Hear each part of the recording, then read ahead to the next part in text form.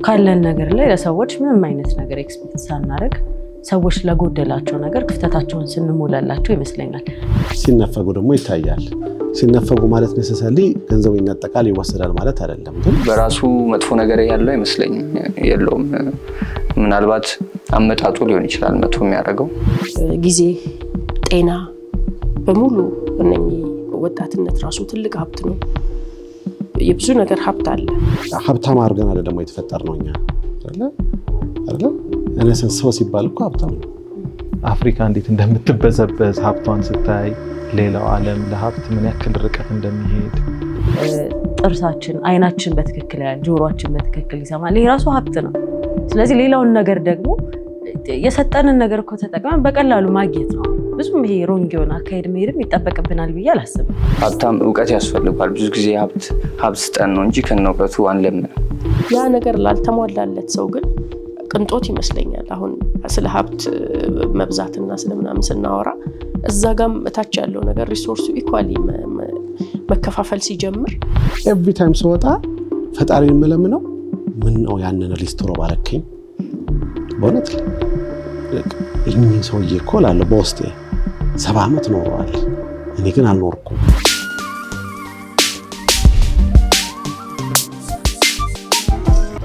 ሀብት ወይም ገንዘብ የሌለው ግን ሀብትኛው እየተወያየን ያለነው ሲምፕሊ በየቀኑ የምናየውን ገንዘብ ብቻ ሳይሆን እውነተኛ ገንዘብ ምንድነው፣ ሀብት ምንድነው የሚለውን ጠለቅ ቀድም ባለፈው ጊዜ ስንወያይ ታስተላልፋችሁ እንደነ ሌላ ደግሞ ቶፒኮች አይተናል አይደል? ጠለቅ ብለን በተለያዩ ኮንሰፕቶች ላይ የተወያየን ነው።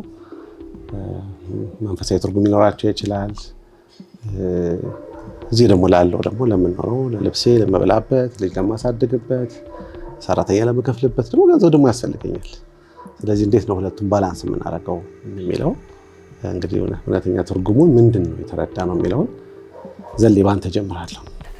ገንዘብ ዲፋይን ለማድረግ ያው ገንዘብ ስንል ወረቀቱን አይመስለኝም።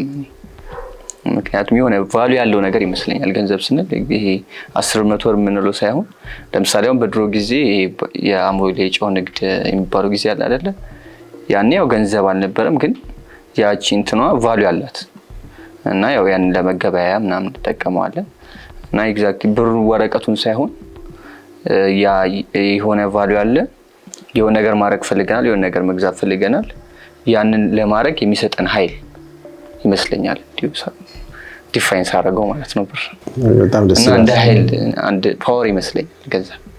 ሀብት የወረቀቱ ነው ወይስ የአሞሌው? ያው በአሞሌው ዘመን ከሆነ የአሞሌውም ኃይል ነበር። ያው መፈናከቻ ካሉ እንግዲህ ያው ዓለም ይዞርበት ነገር ነው ብዬ አስባለሁ ሀብት።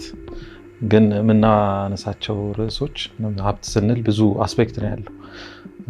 ጠለቅ ብለን እንድንወያይ ያደርገናል ብዬ አስባለሁ። የገንዘብ አስፔክቱ አለ፣ እውነት ነው።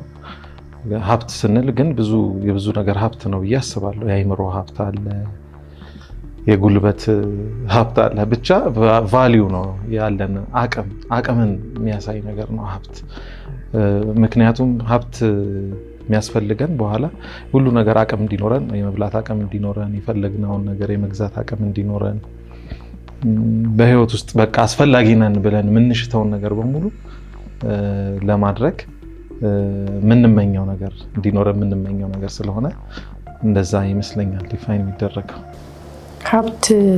እኔም ተመሳሳይ ነው። ሀብት አንዱ ገንዘብ ሊሆን ይችላል እንዲህ በቅርብ የምናውቀው ግን ለምሳሌ እውቀት፣ ጊዜ፣ ጤና በሙሉ እነኚህ ከአምላክ የተቸሩን መልካም ነገሮች ከልጅነታችን በወጣትነት ራሱ ትልቅ ሀብት ነው።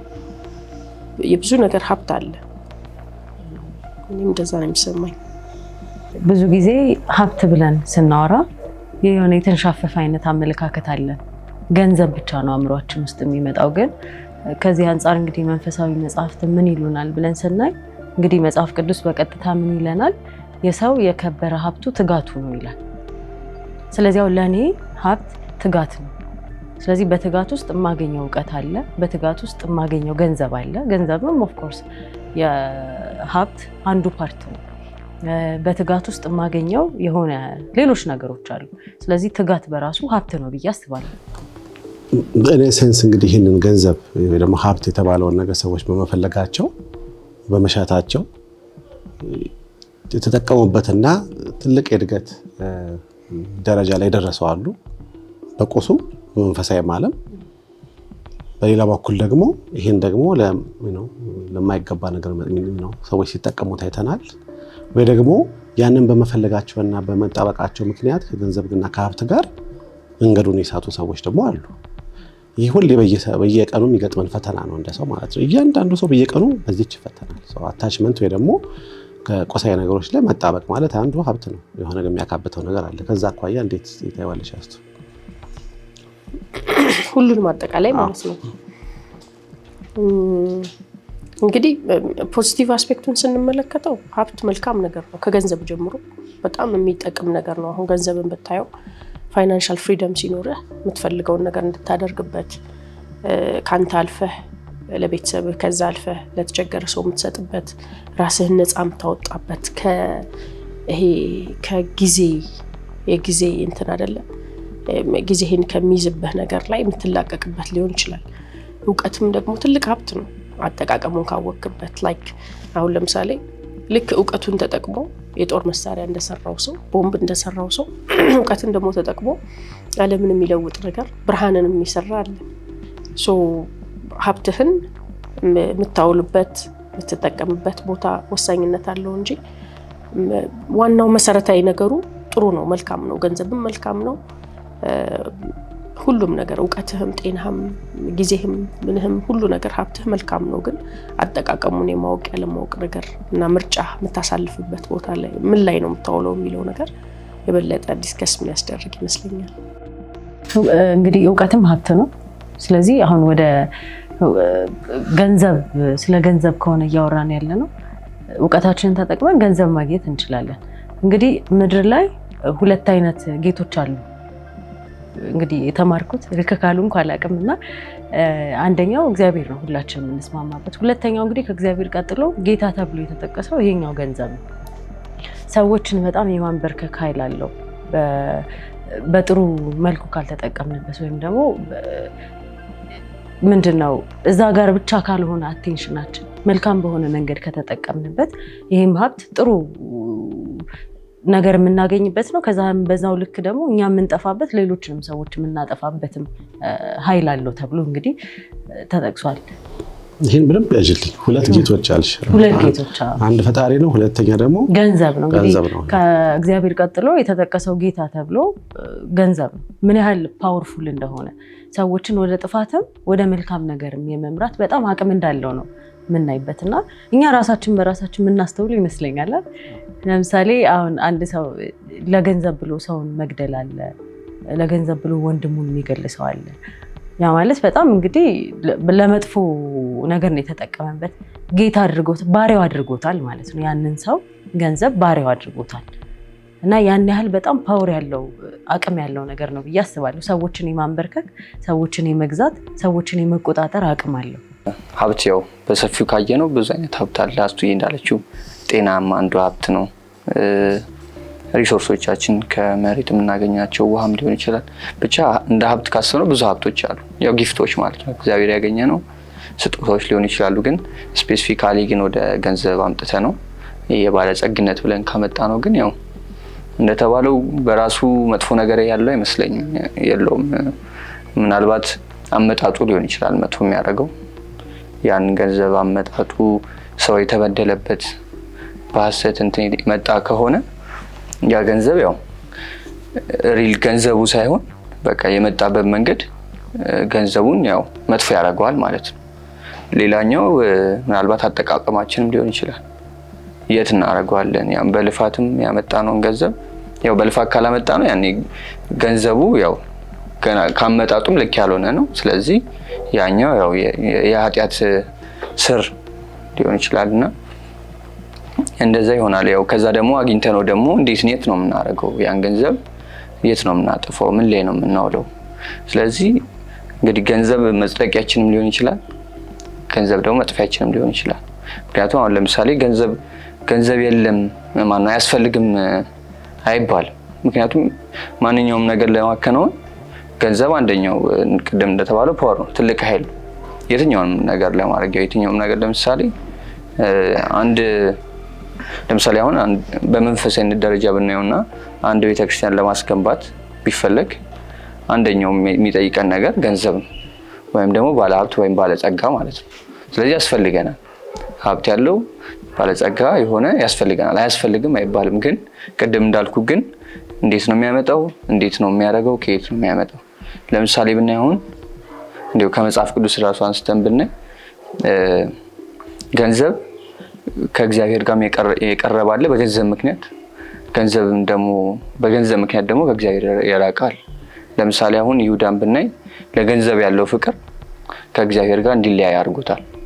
በተቃራኒው ደግሞ ሀብታም በመሆኑ ካልተሳሳትኩ ዮሴፍ ልክ ክርስቶስ እንደ ተሰቅሎ እንዳረፈ እንደሞተ ከገነዙትና መቃብር ውስጥ ካስገቡት ውስጥ አንዱ ዮሴፍ ነው። የአርማቴዎ ይመስለኛል። የአርማቴዎ ዮሴፍ ሀብታም ነበረ፣ ባለጸጋ ነበረ። ስለዚህ ሀብታም መሆኑ ወደ እግዚአብሔር አቅርቦታል፣ መቃብሩንም እንዲል አድርጓል። ስለዚህ ገንዘብ በራሱ ችግር ያለበት አይደለም። ላይክ እንደ አንድ ቱል ነው። ለምሳሌ አንድ ስለት፣ ለምሳሌ ቢላ በራሱ ቢላው ያለበት አይደለም። ግን ቢላውን ሽንኩርት ከትፎ አንድ ሰው ነዳያን ሊያበላበት ይችላል። ሽንኩርት ከትፎ ማለት በቢላው ግን ሰውንም ሊገልበት ይችላል። ስለዚህ አጠቃቀሙ ይመስለኛል ገንዘብን ጥሩም መጥፎ የሚያደርገው። በደረቁ ከምናደርገው ሻይ ቡና ላምጣላችሁ እየጠጣን ብንጨዋወት። ጫፍ ላይ ተቀመጥሽው በዛውም በኋላ ሴትና ወንድ እኩልነት ብለሽ እንዳትጠይቂኝ ብሽ የሚቀጥለው አንዳችን እናመጣለን ወንዶች። እና ያ ይመስለኛል ያለኝ አመለካከት ያው የአጠቃቀም ጉዳይ ይመስለኛል። ያመጣጥና የአጠቃቀም ጉዳይ ይመስለኛል። ምክንያቱም አሁን አንዳንዴ ራሱ ከዚህ ስለ ሳይንስ ራሱ እያስታወሰኝ ነው አሁን የምትለው ነገር ማለት ነው። ምክንያቱም በተለያየ ጥረቶች ሰዎች በጉልበታቸው ሊሆን ይችላል፣ በአእምሯቸው በፈለሰፏቸው ነገሮች ጥሩ ግኝቶች እናገኛለን በምድር ላይ ያሉ ነገሮች ማለት ነው። ያንን ለአግባቡ የምንጠቀመው ከሆነ እነኚህ ሁሉ ግኝቶች መምጠቁ እያንዳንዱ ነገር ጥሩ ነው፣ ለሰው ጥሩ ነው። ነገር ግን ቅድም አስቱም እንዳልችው ብርሃን ፈጥሮ ምሳሌ ትናንሽ አተሞችን በአንድ ላይ በማድረግ አቶሚክ ቦምብ አድርጎ ደግሞ ዓለምን ማጥፋትም ይቻላል። ስለዚህ ኦል ዲስ ኢዝ እንግዲህ ሰው አቅሙ ውስጡ አቅም ምን ያክል አቅም አለው በማማሰብም በማሰላሰልም በመፍጠርም በማግኘትም በመትጋትም ጊዜውን የሚያውልባቸውና የሚሰራቸው ነገሮች አሉ። እነኚህን ግን ወስዶ ወደ ምንድን ነው የሚጠቀመው የሚለው መሰረታዊ ነገር ነው። እንግዲህ አሁን እየተወያየን ያለ ነው። አሁን ዘሌ ባለውም ላይ ቢልድ አደረኩኝ ማለት ነው። ትንሽ ለመጨመር ሞከርኩኝ። ከምን ጋር አስታወሰኝ አልኩኝ is basically እያንዳንዱ የተፈጠሩ ነገሮች በሙሉ የሚፈጠሩ ነገሮች በሙሉ ሰው የሚፈላሰፍበት የሚጥርበት የሚያገኛቸው ግኝቶች በሙሉ አይደል እንዴ በጉልበት በአስተሳሰብ የጣረ የሚያመጣቸው ነገሮች ናቸው። እነኚህ ነገሮቹ ለሰው መጥቀም የሚችሉ ነገሮች ናቸው። so basically ገንዘብ ያመጣሉ፣ ፕሮዲስ ይደረጋል። ግን ለአግባቡ የምንጠቀመው ከሆነ የሚያመጣው ለውጥ አለ፣ ለሰው ልማት እድገት ይሆናል። ነገር ግን በዛም ደግሞ ለሰው ጥፋቱ ሊሆን ይችላል የሚል ተወያየን ብዬ ነበር። እስቲ እዛ ላይ ያው ይሄ እኮ ነው አሁን ሀብት ቅድም እንደገለጽ ነው። ሀብት ሲባል ያው የሚመጣው ነገር አጠቃቀማችንን ካላወቅንበት ቅድም ዘልይም እንደተናገርከው ቢላው ሊገልም ይችላል፣ ደግሞ እንዲሁም ሊያበላ ይችላል እንደተባለው ማለት ነው። የትኛውንም ሀብት ብንመለከተው በአግባቡ ካልተጠቀምንበት መጥፊያችንም ሊሆን ይችላል። ለምሳሌ ሰርተን የምናመጣውን ገንዘብ ምን ላይ ነው የምናውለው፣ እንዴት ነው የምንጠቀመው የሚለው ራሱን የቻለ እንትን አለው። ለምሳሌ አሁን ገንዘብን በተመለከተ ብዙ ልትሰራ ትችላለህ፣ ብዙ ልታመርት፣ ብዙ ልትሰበስብ ትችላለህ። ግን የምታውልበት ነገር ደግሞ ራሱን የቻለ እንትን አለው አይደለ? ላይክ አምጥተህም ልትጠጣበት ትችላለህ፣ አምጥተህም ልትዝናናበት ልትጨፍርበትም ትችላለህ፣ ሰብስበህም ደግሞ ልታካብተው ትችላለህ፣ ወይም ደግሞ በሌላው በኩል ለተቸገረ ደግሞ ልትረዳበት ትችላለህ። ቾይስ ነው። ግን እንዴት አድርገን ያንን ሀብት ወደ መሬት እናወርደው፣ እንዴት አድርገን ሌላውን ሰው እንጥቀምበት የሚለውን እዛ ላይ ፎከስ ማድረግ ይመስለኛል ዋናው። ልክ ነው፣ እስማማለሁ። እስካሁን የተባለው ነገር ሀብት ልክ ነው፣ ጸጋ ነው ብዬ አስባለሁ። ከተጠቀምነው እንደዛ ነው፣ ካልተጠቀምነው ደግሞ ሴም ታይም መጥፊያም ነው ብዬ አስባለሁ። አሁን ዓለም ላይ ያለውን ችግር ስናይ አይ ቲንክ ሀብት ለአብዛኛው ሰው ወይ ለአብዛኛው ማህበረሰብ ከጥሩ ይልቅ አሁን ስታየው መጥፎ ያደረገም ይመስላል። ሰዎች ሀብታቸው እንዴት እንደሚጠቀሙ፣ አፍሪካ እንዴት እንደምትበዘበዝ ሀብቷን ስታይ፣ ሌላው ዓለም ለሀብት ምን ያክል ርቀት እንደሚሄድ፣ እንዴት ስግብግብነትን እየፈጠረ እንደመጣ በተለይ እነዚህ ሲስተሞችን ስታያቸው ካፒታሊዝም ምናምን ሀብትን በቃ በጣም ኤክስትሪም በቃ እንድትፈልግ በየጊዜው ፍላጎትህ እንዳያልቅ እያደረጉ መርካትን በቃ ከማቴሪያል ብቻ በቃ ከመሰብሰብ እንድትል ነው። እንደዚህ አይነት ሲስተም ነው የተፈጠረው። ያ በጣም ብዙ አይነት ጥፋት አስከትሏል ብዬ አስባለሁ ያ ሀብት። እና ደግሞ እንደተባለው ነው የሆነ መስገብገብ እየሰፋ ራስህን ቆም ብለህ ካላየ መስገብገብ እንትን እያለ ነው የሚሄደው፣ እየጨመረ ነው የሚሄደው። እና ሀብት እንደዛ ነው፣ አደገኛ ነገር ነው፣ ጸጋ ነው። አት ሴም ታይም እንደውም አንድ ጓደኛዬ ምን ይለኛል፣ የእሱ አባት ነው አክቹዋሊ በጣም ሁሌ በቃ እንትን የሚያቃጭልብኝ ነገር ነው። ምንድነው የሚለው ድህነት ይቻላል ያለኝ፣ ያው ጥጋብ ግን አይቻልም እንደዚህ አይነት አባባል ብሎኝ ያውቃልና በጣም ስታስበው ጥጋብ ለካሳው አይቻልም። ድህነት እኮ ሰው በጣም ድሃ ሆኖ ምናምን ዝቅ ያለ ነገር ውስጥ በጣም እየኖረ በቃ በማይታመን ሁኔታ እየኖረ ግን ሀብታም ሰው ደግሞ ሲያብድ ታያለህ። አንዳንድ ሀብታም ሰው ማለት መቻል እያለበት ሀብቱ ማለት ነው እንደዛ ጸጋ ተትረፍርፎለት እና ጥጋብ አይቻልም የሚለው ነገር እውነት ነው፣ በጣም ያስኬዳል ማለት ነው። ኦፍኮርስ ሀብት ደግሞ እንደዚህ ስንል ሁሌ ሀብት አስፈላጊ አይደለም ምናምን ማለት አይደለም። ኦፍኮርስ ሀብት አስፈላጊ ነው፣ ጸጋ ነው ብዬ አስባለሁ። ግን ደግሞ ያ ደግሞ አደገኛ ሳይዶ አለ የሀብት ደግሞ መቆጣጠር ካልቻለን ራሳችንን ብዬ አስባለሁ። አሁን እንግዲህ አንዱ እያዋየን ያለው ስለ ሀብትና ገንዘብ እንግዲህ ትክክለኛ ሰው ከሆነ ከብዙም ደግሞ የሰዓቱ አሉ ብለሻል አይደለም። ስለዚህ በአግባቡ የሚጠቀሙ ሰዎች ከማያልቀው ምንጭ ራሳቸውን ሁልጊዜ እንዲወስዱ ያስችላቸዋል። በአግባቡ የማይጠቀሙ ሰዎች ከሆኑ ደግሞ ሀብታቸውን ወይ ገንዘባቸውን ሲነፈጉ ደግሞ ይታያል። ሲነፈጉ ማለት ነሰሰሊ ገንዘቡ ይነጠቃል ይወሰዳል ማለት አይደለም። ግን ያ ሀብት እነሱ እንደ መሳሪያ ሆነው ነው አይደል የሚያገለግሉትና ይሄ ሁለቱን እንግዲህ ተቃራኒ ነገሮች ትንሽ ሀሳብ ብንሰጥበት። እሺ እንግዲህ በራሱ እንዳወራ ነው ባለጠግነት መጥፎ ነገር የለውም፣ በጣም ጥሩ ነው። ፖዚቲቭ በሆነ መንገድ ከተጠቀምነው ሰዎችን ሰፖርት ለማድረግ እንግዲህ እግዚአብሔርም ሲሰጠን ሀብቱን ዓላማ አለው። ዝም ብሎ እኛ ምንድነው ተደስተንበት ብቻ እንድናልፍ የሆነ የምንፈልገውን ነገር ብቻ አድርገንበት እንድናልፍ አይደለም። ለዛ ደግሞ ብዙ እንትኖች አሉ፣ ብዙ ታሪኮችም አሉ አይደል? በመንፈሳዊ የምናውቀው ቅድምም ዞላ ያለ ነበረ፣ እንዲሁም በአካባቢያችን የምናውቃቸው ሰዎች አሉ። እና በዚህኛው መልኩ ደግሞ እንዴት ነው ገንዘብን እንደውም አንድ ቃል ምን የሚል ቃል አስታወሰኝ አሁን ስናወራ፣ ባለጠጋ ወደ መንግስተ ሰማያት ከሚገባ ይልቅ አይደል? ታስታውሱታላችሁ አይደል? እንደውም በጣም ብዙ ጊዜ ሀብታም መሆንን እንድንፈራ የሚያደርገን ቃል ይመስለኛል። ግን ያ የተነገረበት ሀሳቡ ምንድነው? ባለጠጋ ስንሆን ተያይዞ የሚመጡ በጣም ልክ ያልሆኑ ነገሮች አሉ እና ግመል በመርፌ ቀዳዳ ቢገባ ይቀላል፣ ቢያልፍ ይቀላል እና ምንም ሊሆን የማይችል ነገር ነው። እና ያ የተባለበት ምክንያት ምንድነው? አጠቃቀማችን ትክክል ስላልሆነ ይመስለኛል። ሰው ገንዘብ ልክ ወደ ህይወቱ መምጣት ሲጀምር መታበይ ይጀምራል።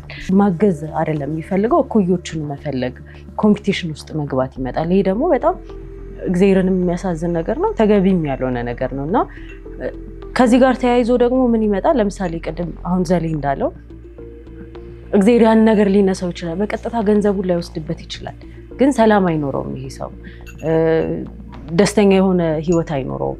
ደስተኛ ቢመስል እንኳን ውስጡ ሲታይ ደስተኛ ላይሆን ይችላል። ምናልባት ትዳሩ ጥሩ ላይሆን ይችላል፣ ልጆቹ ጥሩ ላይሆኑ ይችላሉ። እና በጣም ብዙ ኮንሲኩዌንስ ያለው ይመስለኛል። ከዛ አንጻር እንግዲህ አጠቃቀማችን ልክ ካልሆነ በጣም ብዙ የሚመጡብን መጥፎ ነገሮች አሉ ማለት ነው። ወደ ህይወታችን መፈለጉ ጥሩ ነው። እኔ ይሄንን ችግር አሁን በራሴ ዝም ብዬ ሳስበው የምን ችግር ነው ብዬ አስባለሁ። መጀመሪያ ሀብትን እንፈልገዋለን፣ ግን ሀብትን የማስተዳደር ደግሞ ጸጋ እግዚአብሔር እንዲሰጠን ምን ጠይቅ አይመስለኝም። በጣም ብዙዎቻችን ሀብታም እንሁን እኔም ደስ ይለኛል በጣም ሀብታም ብሆን፣ ግን ሀብቱ ከመጣ በኋላ ሀብቱን እንዴት ነው የማስተዳድረው የሚለውን ነገር ደግሞ ብዙ ጊዜ አናስተውለውም። አይታችሁ ከሆነ እና ይምጣ እንጂ እና ብዙ ጊዜ የሆነ ለምሳሌ አሁን ክፉ ሆነው ምናልባት እኮ እነዛ ሰዎች ሀብታም ሆኖ ገንዘቡ እንዴት መጠቀም ስላለባቸው ስለማያውቁ፣ ለምሳሌ ናይት ክለብ ገብቶ እኔም ገብቼ አላውቅም፣ ግን አያለው ፊልሞች ላይ ምናምን ገንዘብ የሚበትን ሰው አለ። ያ ሰው መጀመሪያ ገንዘቡን ከመለመኑ በፊት ወይ እግዚአብሔር ደግሞ ገንዘቡን ለሱ ከመስጠቱ በፊት ገንዘቡ ምን እንደሚያደርገው አልተዘጋጀም፣ እውቀቱ የለውም። ስለዚህ እንደውም ከገንዘቡ ቀድሞ የእውቀት ሀብት ሊኖረን ይገባል። ጥሩ የሆነ የማስተዳደር አቅም ሊኖረን ያኔ ስለሆነ ማለት ነው። እና ገንዘቡን በሌላ ነገር ልክ ከትዳር ውጭ በመሄድ የሚጨርስ ሰው አለ አይደል? እንደውም ሰው ለማስገደል ሁላ የሚጠቀምበት እኮ ሰው አለ ገንዘቡ። which means ይሄ ሰው ገንዘቡን ለማስተዳደር መጀመሪያ እውቀትን አልጠየቀም፣ ጥበብን አልጠየቀም ማለት። ስለዚህ ገንዘቡ ሲመጣ ምን ማድረግ እንዳለበት አያውቅም፣ ወደ ጥፋት ነው ይዞት እየሄደ ያለው ማለት ነው። እና በዚህ መልኩ እረዳዋለሁ። እውነት ነው። ግን ሁለቱንም ደግሞ ብናየው በጋራ በጣም ጥሩ ነው የተወያየን ያለ ነው። ለምሳሌ አሁን ገንዘብ ስንል አብዛኛው የምናስበው ሀብት ያለው ሰው ብቻ ነው አይደለ? ሀብትን ያካበተ ሰው በአንጻራዊ ሲታይ ከሚድል ክላሱ ይወጣና ይሄ ነው። ምናልባት በሀገራችን ካለው 2-3 መኪና ካለው ቤት ካለው የሆነ 1-2 ኢንቨስትመንት ካለው ወይ ሌሎች ንብረቶች ከገዛው ወይ ንግድ ካለው ኦኬ ይሄ ሰው ሀብታም ሊባል ይችላል። ግን እኔ ሴንስ ደግሞ እውነተኛ ደግሞ ዘረቅ ብለን ደግሞ ካየ ነው ሀብታም አድርገን አይደል ደግሞ የተፈጠር ነው እኛ አይደለ? እኔ ሴንስ ሰው ሲባል እኮ ሀብታም ነው ሰው። አንዳንዴ ያን የማጣትስ ችግር አይደለም ወይ? ምክንያቱም ሁሉም ሰው ሀብታም አይደለም ሪላቲቭሊ ካየ ነው ማለት ነው። ምን ማለት ነው? በኋላ የቁስ ሀብትን በደንብ እናወራዋለን። እሱ አሁን ቁስ ሀብትን በደንብ የተወያየንበት ስለሆነ፣ ሌላ ሀብት ደግሞ እኮ ገንዘብ አለውም የለውም አንድ ሰው ሁሉ ጊዜ ሊያካፍለው የሚችለው ነገር አለው ብዬ አምናለሁ። እና ሀብትን ጀነራላይዝ ካደረግ ነው ሁሉም ሰው ሀብትም አለው። እሱ የምንለው ደግሞ እንደኔ ያረዳድ የሰጠን ጸጋ ይመስለኛል። እኛ ልዩ የሆንበት ነገር ለምሳሌ ይዛክ ሲያስተምር ልጆቹ በጣም ይወዱታል እና አንዱ የማስተማር ሀብት ይመስለኛል ይዛክ ማለት ነው። እና ጀነራላይዝ ካደረግ ነው ሀብት ስንል ያው ቁስ አንዱ መገለጫ ሊሆን ይችላል፣ ግን የተሰጠን ስጦታ የማማከር ሊሆን ይችላል፣ ቅድም እንዳልኩት የማስተማር ሊሆን ይችላል። ብቻ የተለያዩ ስጦታዎች አሉ። እንግዲህ እኛ ካስተዋልን እውነት ለመናገር ሀብታሞች ነን፣ የተሰጠን የምናከሆነ ማለት ነው። ብዙ ጊዜ ያው ቅድም ከእንትን በፊት የጎደለን ስለምንቆጥር ነው እያለችኝ ነበረ አስቱኝ። የጎደለን ስለምንቆጥር ነው እንጂ የተሰጡን ጸጋዎችና ሀብቶች በጣም ብዙ ናቸው። እኛ ችግሩ ፎከስ የምናደርገው ካለን ይልቅ የሌለን ነገር ላይ ከሌሎች ጋር እንትን ራሳችንን ማወዳደር ምናምን ነገር ላይ ትኩረት ስለምናደርግ እነዛ ቻሌንጅ ውስጥ እንገባለን እንጂ ስንፈጠር ሀብታሙን የተፈጠር ነው። ቅድም ተባለው ጤና፣ አንድ ሰው ጤና ካለው አትሊስት የታመመ ሰው ሄዶ መጠየቅ ይችላል።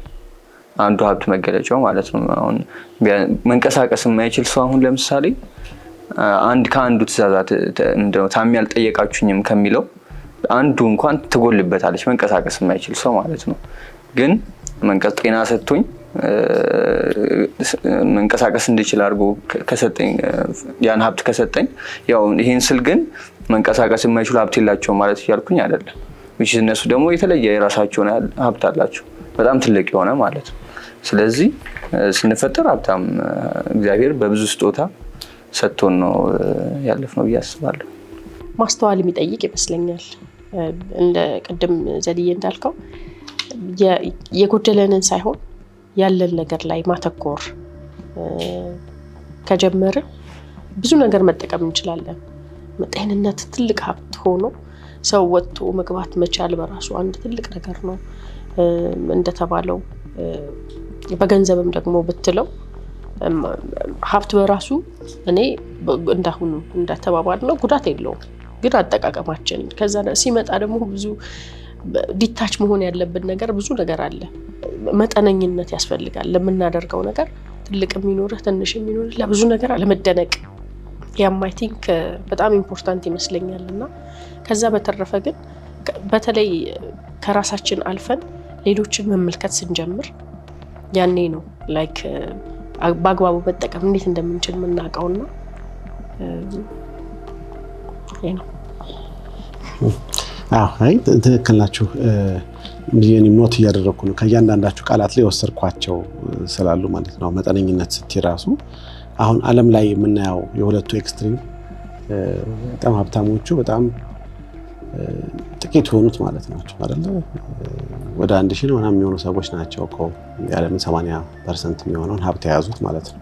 ስለ አፍሪካም ጠቀስ አድርገሃል ማለት ነው። አሁን ያለበት ሪያሊቲ ኦልሞስት 1 ቢሊዮን ህዝብ የሚሆና እያለን ጥሩ ሪሶርስ እያለን እንየት መስራት ባለመቻላችን ምክንያት ግን ያው ቤዚካሊ ማግኘት ካለብን ሀብት ደግሞ ያገኘን አይደለም። ማህበረሰባችን ደግሞ እንደ አፍሪካን ብናየው ያደገ አይደለምና ከዛ አኳያ ሁለቱን ኤክስትሪሞች እኔና ለምሳሌ ትልቁ ጥያቄ አንዳንዶች ለምሳሌ ሼሪንግ ወይ ደግሞ ማካፈልና ለጋስነትን እንደው በንጽጽር ብናያቸው፣ ምክንያቱም ማካፈል ሌላ ነው ለጋስነት ደግሞ ሌላ ቫልዩ አለ ብዬ አስባለሁና አሁን ብዙ ጊዜ ሰዎች ያላቸውን እንኳን ለማካፈል አይደለ ወይ ደግሞ ለመለገስ በጣም ሲሰስቱ ይታያል።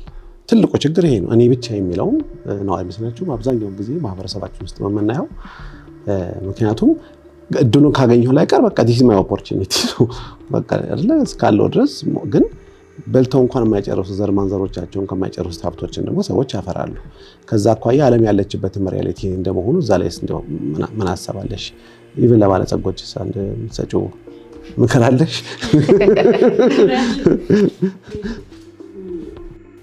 ከማካፈልና ከልግስና ስንጀምር እንግዲህ ልግስና የምንለው ነገር ካለን ነገር ላይ ለሰዎች ምንም አይነት ነገር ኤክስፔክት ሳናደርግ ሰዎች ለጎደላቸው ነገር ክፍተታቸውን ስንሞላላቸው ይመስለኛል ልግስና የምንለው ነገር ማለት በቅን ልብ ሆነ ከፍቅር ተነስተን ለሰዎች የምናደርገው ነገር ልግስና ነው ብዬ አስባለሁ።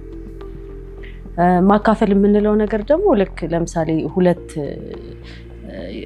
ነገር ካለን አንዱን እንደመስጠት ለራሳችን ለዛም ሰው አድርገን ይመስለኛል። በቂ ላይኖርሽ እኮ ይችላል አይደል? ሰው ሲያካፍል አይደል? ሲያካፍል ወይ ሼር ሲያደርግ በቂ ላይኖር ይችላል። ብዙ ጊዜ ደግሞ በድሆች ላይ እናያለን ይሄን አይደል? ያላቸውን ተካፍለው ነው የሚኖሩት፣ ግን ኖሯቸው አይደለም። ስለዚህ እሱን ሼሪንግ እንለዋለን ወይም ደግሞ ማካፈል ካለን ነገር ላይ ለሌሎች ሰዎች መስጠት። መቆረስ የሚል እንደውም የሆነ በጣም የምወደው ትርጉም አለ። መቆረስ ማለት እንደውም አንተ ወዳልከው ሞር የሚያደላ ይመስለኛል። ከሌለን ነገር ላይ ወይም ደግሞ በጣም ካልሞላልን ነገር ላይ ለሰዎች ጉድለታቸውን ስንሞላላቸው ያ ማካፈል ይመስለኛል። ለባለጠጎች ያለን ነገር እንግዲህ ያለኝ ሀሳብ ምንድነው? እኔ ስለ ባለጠግነት ሳስብ ራሱ እግዚአብሔር የሰጠን ሌሎች ሰዎች በእኛ መኖር ውስጥ ሌሎች ሰዎች እንድናኖር ይመስለኛል። እኔ ያለኝ ባለጠጋ ከሆንኩ ስለዚህ በእኔ መኖር በእኔ ገንዘብ መኖር ውስጥ ሌሎች ሰዎች መኖር መቻል አለባቸው። እኔ ብቻዬን ኖሬ የትም ልደርስ የምችልበት ቦታ የለም። ስለዚህ በእኔ መኖር ውስጥ ሌሎች ሰዎችን ማኖር መቻል እሱ በጣም ትልቁ ባለጠግነት ነው እና ባለጠጋ ነኝ ብሎ የሚያስብ ሰው እንደዚህ አይነት ኤክስፒሪየንስ ቢኖረው አሪፍ ነውና ክፍተታችንንም እየተሞላላ እንሄዳለን ብዬ አስባለሁ። ትዝ ያለኝ አንተ ድሆችም ያረጉታል ምናምን ስትል አንድ ነገር ትዝ አለኝ። ምንድነው እግዚአብሔር እኛን ሲያየን ስንረዳዳ ሲያየን ሼር ስናረግ ስናካፍል ሲያየን እንዴት ማለት ነው አለ ልክ እኛ አንድ ድሃ ለምሳሌ ለምኖ የለመነውን ደግሞ ሌላ ድሃ ለሌሎች ድሆች ቢያካፍል ያለው እኛ የሚሰማን ስሜት አለ አይደለ? እንዴት ያ ድሃ ድጋሚ ደግሞ ሌላ ድሃ እሱ ይረዳ። እንደዛ ነው እግዚአብሔርም እኛንም በዛ መልኩ ነው ከሱ የተቀበልነው ጸጋ አለ ሀብት አለ። ስለዚህ ደግሞ እንደዛ ነው የሚያየን ይመስለኛል። በቃ እኔ የሰጠሁትን ከዛ ደግሞ ከኔ ደግሞ ለሌሎች ደግሞ ማካፈል ማለት ነው እና እንደዛ የሚያየን ይመስለኛል። ሌላኛው ያው ለሀብት ያለን አመለካከት ቅድም እንዳልኩት ነው። ቅድም ሀንዬም እንዳለችው አይ ቲንክ ሀብታም እውቀት ያስፈልጋል። ብዙ ጊዜ ሀብት ስጠን ነው እንጂ ከነ እውቀቱ አንለምንም። እና እንደውም እንትን ስል አንድ ሳስታውስ ብዙ ጊዜ ሎተሪ የሚደርሳቸው ሰዎች ብሮክን ይሆናሉ። ሎተሪ ቢደርሳቸውም ተመልሰው ያኛውን ህይወት ይደግሙታል የነበሩበትን። እና አንደኛው ምንድነው የእውቀት ማነስ ነው። ያንን ብር እንዴ ማኔጅ እንደማድረግ ድንገት የሚመጣ ብር ስለሆነ ብዙ ጊዜ ያው እድል ስለሆነ አያቅዱበትም እና ስለማያቅዱበት እውቀቱም ስለሌላቸው ተመልሰው ያኛውን ህይወት ይደግሙታል እና ከእውቀት ማነስ የተነሳ ያው ተመልሰው ያንን ህይወት ይደግሙታልና ሀብት ብቻ ሳይሆን እውቀትን ያስፈልጋል ብዬ አምናለሁ። መካፈልና ሼሪንግና ልግስና ሆነን ለመናገር ብዙም አልተለያየብኝም። አንድ አይነት ሀሳብም ይመስለኛል። አንድ ሰው ለገሰ ማለት አይ ቲንክ አካፈለ ይመስለኛል። አካፈለ ማለት ለገሰ ይመስለኛል። ብዙም ልዩነቱ አልታየም። ብዙ ጊዜ አሁን እንዳለችው እቺ የኔ ፐርሰናል ሪፍሌክሽን ነው እንጂ ኤግዛክትሊ አውቀዋለሁ ማለት አይደለም። ግን ዩዥሊ ሰው ሲያካፍል ስላለው አይደለም፣ ስላለው ብቻ ላይ ያካፍል ይችላል። ይሄ ብዙ ጊዜ በጣም ዝቅተኛ ማህበረሰብ ላይ የሚኖሩ ሰዎች እናያለን። ያላቸውን ተቋርሰው የሚበሉ ሰዎች ብዙ አሉ አይደል? ግን ለገሰ ሲባል ግን የሆነ በቃ የተቀመጠም ነገር አለ ማለት ነው። ምክንያቱም የመጀመሪያው አይደለም ማለት አይደለም፣ ሁለተኛው ግን የሚያሳየው የተከማቸ ነገር አለ ማለት ነው። ምክንያቱም አንዱ ብይታችን ምንድነው እኛም እዚህ ያለ ነው በተለያየ ኑሮ ደረጃ ያለን ሰዎች ነው። ፕሮግራማችን የሚከታተሉ ሰዎችም በተለያዩ ደረጃ ያሉ ሰዎች ናቸው። ሰው ራሳቸውን የቱ ጋር ነው የሚያገኙት? ሁሉም ሰው ያሰላስላል ማለት ነው። የሁሉም ነገር ለጋሽ ደግሞ ፈጣሪ ነው አይደል እንዴ? ስለዚህ ሁላችንም እየሞከርን ያለ ነው ምንድነው ሳማው ትንሽም ብትሆን እንዲሰጠን እንፈልጋለን አይደል እንዴ? ስለዚህ ግን በቸለተኝነት ደግሞ አልጋ ላይ ደግሞ ያሉ ሰዎች አሉ። ኖሯቸው ማለት ነው እንኳንስ አይደለም ያላቸው ማካፈል ይቀርና ኖሯቸው የተተረፈረፈ ሀብት ኖሮም አሁን ደግሞ በተለይ ማህበረሰባችንም ሀገራችንም ዓለም ያለችበት ስቃይ ምንድነው? ጥቂቶች ለዛ ሀብት ያላቸው ጉጉትና መስገብገብ ነው። ኢቭን እንደው በቃ አቨሬጅ የምትለው ማህበረሰብን በየቤቱ በየመስሪያ ቤቱ የምታየው እያንዳንዱ ነገር እየታገለ ያለው ምንድነው ያችን ኩዊክ መኒ የማግኘት ነው እንጂ አይደለ በፍጥነት እንዴት በቲክቶክም በዚህ በምንም ብሎ ገንዘብ መስራትን እንጂ በሂደት እቅድ ኖሮት ራዕይ ኖሮት ቀርጾ ሞክሮ ነግዶ ሸጦ አይደለ እንዴ ሰራተኛ ቀጥሮ አስተዳድሮ ቤትም አስተዳድሮ በዚህ ሂደት ውስጥ አልፎ መጨረሻ የድልን ምንም ወጽዋ መጨረሻ መቅመስ አይፈልግም በፍጹም። አብዛኛው ሰው አሁን ያለው አንዳንዱ የሚሮጣው ሰው ያለው በዛው ብታ ታያለክ ያሳስባል እንደ ማህበረሰብ ማለት ነው። እየተያየነው ያለነው ምንድነው ታዲያ ይሄን ማድረግ ያለብን እንደ ማህበረሰብ what do we need to do? ምክንያቱም አብዛኛው ባጭር በሾርት ከት መድረስን ነው እየፈለገ ያለው። ይሄ ምናልባት የዛሬ 50 ዓመት 60 ዓመት እርግጠኛ ነኝ ባልኖርም እርግጠኛ ነኝ በዚህ ደረጃ አልነበረም። አሁን ግን በጣም አሳሳቢ ደረጃ ደርሷል። ምን ያህል ለባለጠግነት ያለን ጥማት ከዛ እዛ ጋር ለመድረስ የምናደርገው ሮንግ የሆነ አካሄድ ሀብታችንን እንዲሁ የምንቆጥር ከሆነ እንግዲህ እስኪ እናስበው። ፈጣሪ ሰጠን ሀብት መሬትን ሰጥቶናል ማለት ምንም ብናደርገው ሁላ አይነጥቀንም አይደል? መሬት እናርሳለን፣ ከመሬት የምናገኘው ሀብት አለ። መሬት ላይ ነው ሰርተን እየኖርን ያለ ነው። ዝናብ ያዘንብልናል። በጣም የሚያስደንቅ ሀብት ነው እግዚአብሔር ራሱ ይሰጣል። ዝም ብለን በውጪ የምናያቸው ሀብቶች ማለት ነው እኛ ራሱ የምንጠቀምበት ኤር ኮንዲሽን፣ ፀሐይ እስኪ እግዚአብሔር አሁን እንደው ልግስናውን አቁሞ ፀሐይን ቢያቆማት ምን እንደምንሆን አስቡ። ምድርን ማብቀል ብታቆም። ስለዛ አሁን እግዚአብሔር በጣም የሰጠን እንትን አለ ፕሮፐርሊ ከተጠቀምንበት ማለት ነው።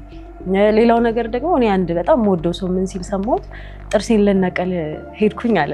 አንድ የተበላሸ ጥርስ ነበረውና በዛን ጊዜ ይመስለኛል ቆይቷል ከሰማሁት ታሪኩና 6000 ብር ምናምን ጠየቁኝና ሲጠይቁኝ ቁጭ ብዬ ካልኩሌት ያደረኩት እያንዳንዱ ጥርስ ስንት እንደሚያወጣ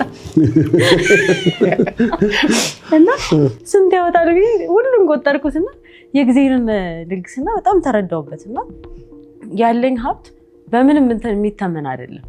አስቡት እንግዲህ እግዚአብሔር አይ በቃ ይሄን እስከዚህ ሰጥቻችኋለሁ ከዛ በኋላ ያለው እናንተ አምጡት ቢለን ግማሽ ጥርስ በምንም ልናመጣው አንችልምና መጀመሪያ እንግዲህ ይሄንን ነገር ስንረዳ ነው ለባለጠግነት ያለን ሀሳብ በጣም ምንድነው ትክክለኛው ሊኖረን የሚችለው ሀሳብ ብዬ አስባለሁ። እና እያንዳንዱ እግዚአብሔር የሰጠን እዚህ እንኳን ያለነው ሰዎች ኖት አድርጉት። ሁሉም አካሎቻችን በስነ ስርዓት ይሰራሉ።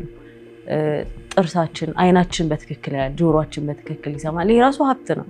ስለዚህ ሌላውን ነገር ደግሞ የሰጠንን ነገር እኮ ተጠቅመን በቀላሉ ማግኘት ነው። ብዙም ይሄ ሮንግ የሆነ አካሄድ መሄድም ይጠበቅብናል ብዬ አላስብም። ስለዚህ ያንን ሁሉ ችግር ያመጣው ስለ ሀብት ያለን የተሳሳተ አመለካከት ነው።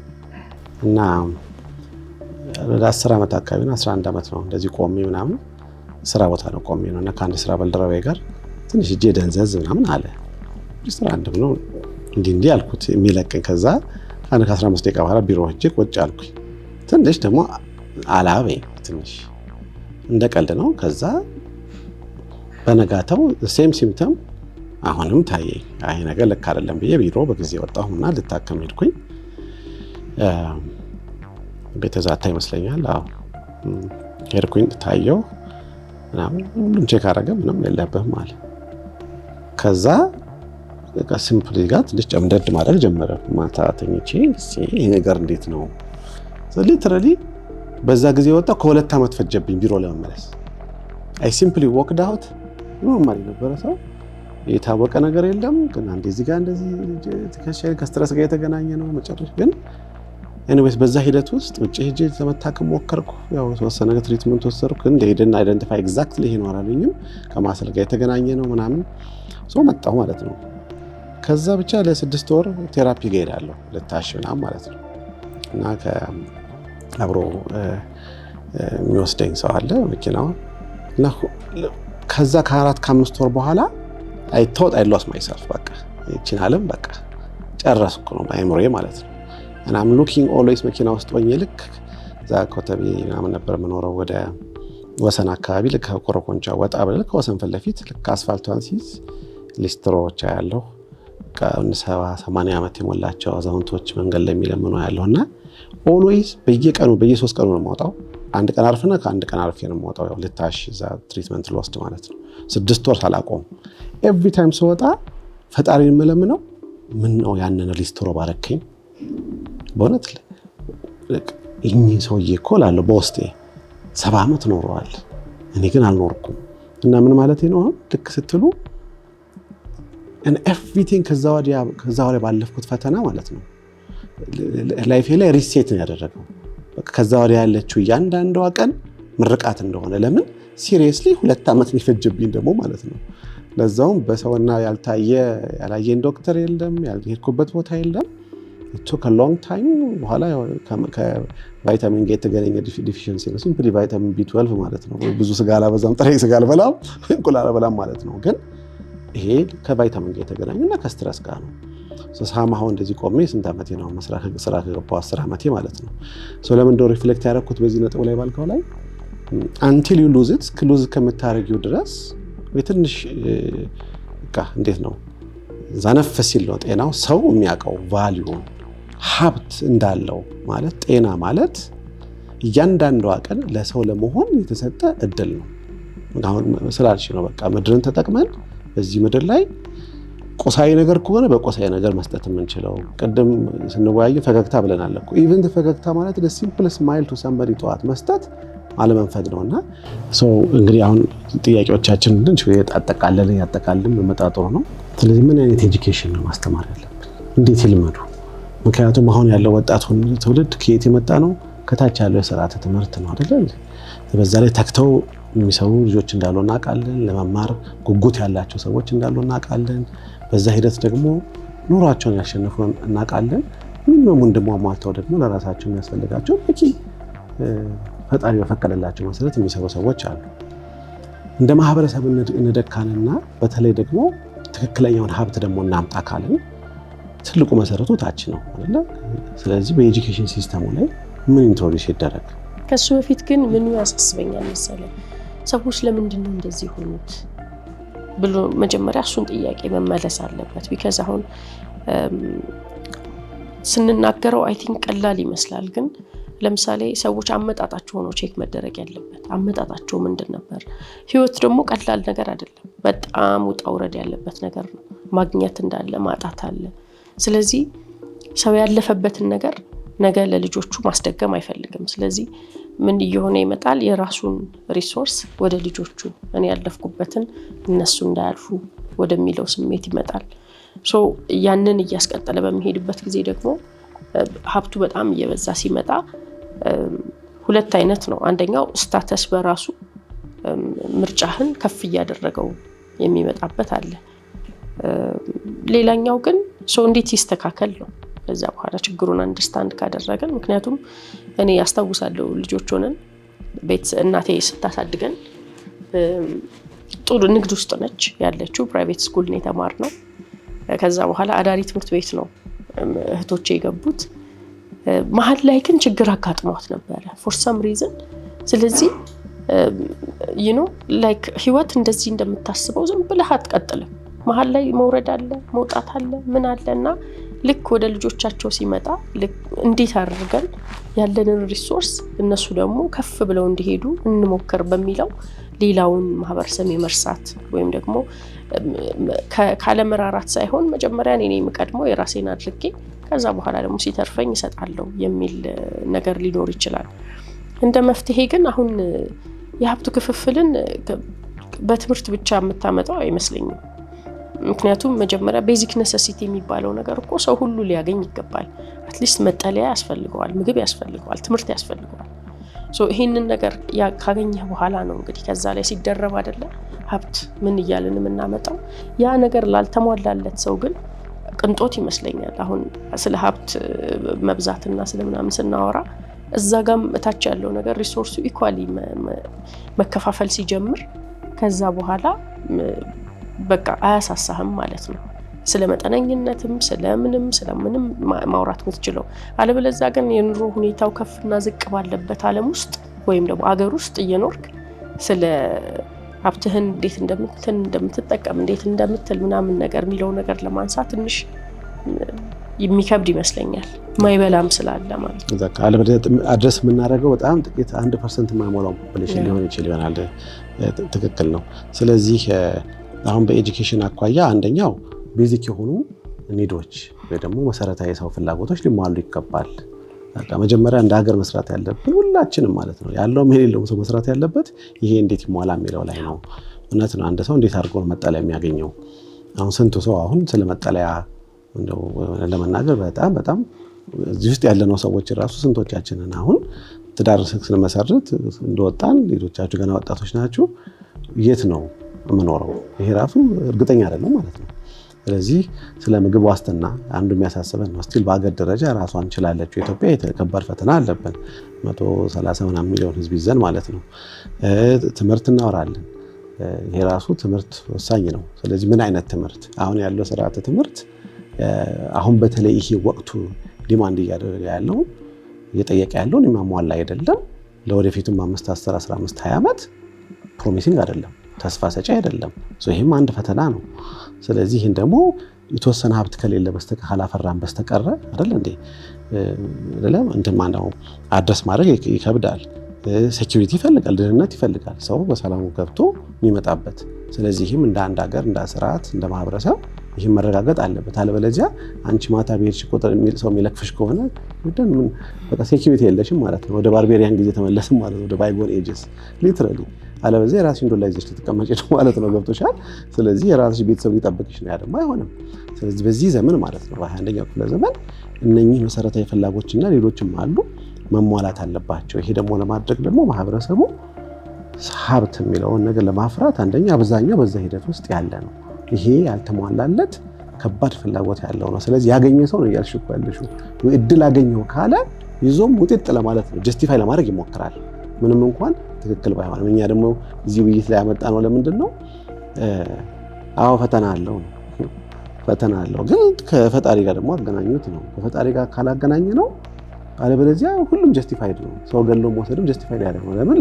ሰርቫይቫል በቃ ለመኖር ስለፈለክ ነው ሌላው ማለት ነው ቀደም ስላልሽኩ አይደለ ግን ያ አይደለም ነገሩ ስለዚህ መስጠት ደግሞ እውነት ለምናገር መስጠት ከማያልቀው ደግሞ ምንጭ እንደሚተካ የሚያቅሰው ነው አለውም የለው ባለጸጎች ደግሞ ምን ያህል ይጠበቅባቸዋል የሚለውንም ተዋይተናልና ስለዚህ በአጠቃላይ እንግዲህ አሁን ስንነጋገር የነበረው ሀብት በአጠቃላይ ስሙ ሀብት ይሁን እንጂ በውስጡ ጤናም ገንዘብም ዕውቀትም ጊዜም የመሳሰሉት በአጠቃላይ ተደምሮ ነው ግን ሪሶርሳችንን አጠቃቀማችንን መጠነኝነት ባለው መልኩ ሆኖ ሌሎችንም ያካተተ ቢሆን አይናችን የኛ ከምንለው ወጣ ብሎ ደግሞ የተቸገሩትን ምንረዳበት ምንተባበርበት እና ለውጥ ምናመጣበት ቢሆን የተሻለ ነው የሚል ሐሳብ አለው ስለዚህ ተመልካቾቻችን እንግዲህ አሁን